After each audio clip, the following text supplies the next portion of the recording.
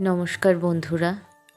আজ রান্না করতে করতে আপনাদেরকে আমার শাশুড়ি মায়ের সাথে মাঝে মধ্যে কী কারণে ঝগড়া বাঁধে সেই কথাটা আপনাদেরকে বলেই দিই। মনের মধ্যে কথা রাখলে দেখবেন সেই কথাটা মনের ভিতরে থেকে থেকে আমাদের খুবই মাথাটা গরম করে দেয়। তাই মন থেকে বেরিয়ে গেলেই দেখবেন যে উম, অনেকটা হালকা হয়। তাই আপনাদের কাছে বলেই আমি একটু হালকা হতে চাই। কী নিয়ে ঝগড়াটা এবার একটু শুনুন। ওনাকে আমি মাছ বা ডাল বা সবজি যাই রান্না করি না কেন, ওনাকে আমি পাতে ধরুন আমি শাক দিলাম, একটা ভাজা দিলাম, ডাল দিলে একটা বাটিতে দিই, আর মাছ দিলে আলাদা একটা বাটিতে। এবার ওনার তা হবে না, ডালটাও ঢেলে দাও, মাছটাও ঢেলে দাও। এই হচ্ছে আমার সেই শাশুড়ি মা।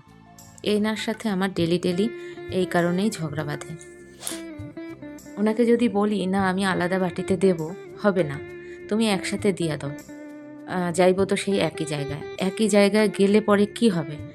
তুমি যখন খাবে একটু তৃপ্তি করে খাও। আ আলাদা বাটিতে দিলে দুটো বাটি যদি আমি ধুই, এমন কি হবে? রান্নাঘরের কত কাজ করি, দুটো বাটি যদি এক্সট্রা ধুই তাহলে এমন কি হলো?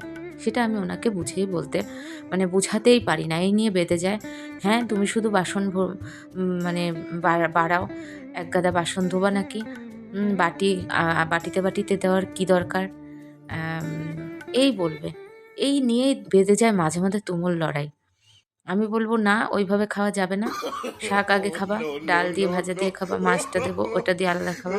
হবে না, একবারে দাও। বলেন এটা। এটা কি উনি ঠিক করে? হ্যাঁ?